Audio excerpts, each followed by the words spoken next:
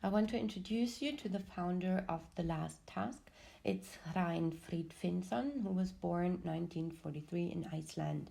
He says about his approach that he reads everything he can find about time and math and science, but he always reads it as an outstander. He focuses on the emotional and poetic dimension. Here we see his most famous artwork, the first house from the House Project series. He built a house in the middle of nowhere, but inside out, as you can see from the tapestry and the curtains hanging to the outside, which is the inside then. If you follow this thought, then the whole universe becomes the inside of this house. Means we are always inside. Another house is shown at Skulpturprojekt Münster.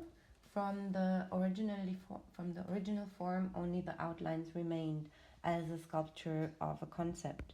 But here he goes even further. The outlines are mirroring the surrounding defines the concept.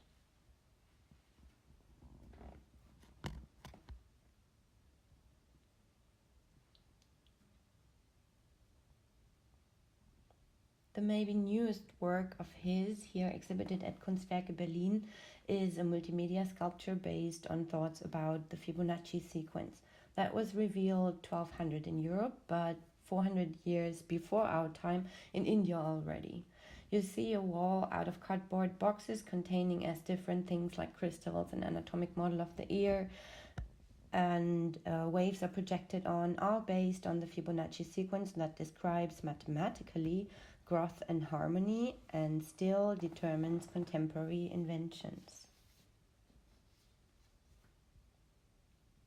This workbook shows maybe the best his sensitive approach to the so-called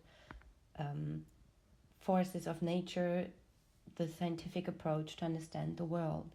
When you have a close look at each book, you can definitely identify different personalities behind each gust of wind.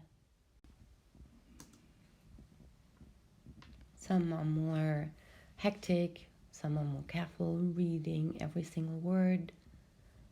Others really want to know and go back and forth, want to compare. So what is he referring to when he asks people to think about beauty marks? I guess it's about that complex topic of beauty, prominent Marilyn Monroe, who changed them every now and then. But the idea is from the 16th century, when people hid their scarves from the pox or syphilis behind applicated velvet marks. This is how they got their sexual connotation. They were worn by people open to non-legal relationships. As humans put meaning everywhere, they soon invented a kind of language to inform others about their personal desires. Older systems explain the complex personalities with the marks in your face. For me, the most interesting point in that cluster is that beauty marks are the only reference to another aesthetic concept in the visual habits of the European society.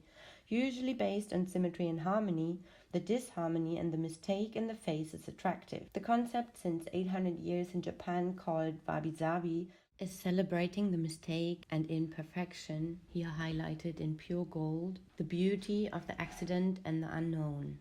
Remember, that was a time when in Europe everybody was searching for the perfect harmony as a proof for the divine system. Maybe the beauty mark is the first visual indication of a new concept of life, and without it we would have another concept of individualism or art. Definitely our world would be different.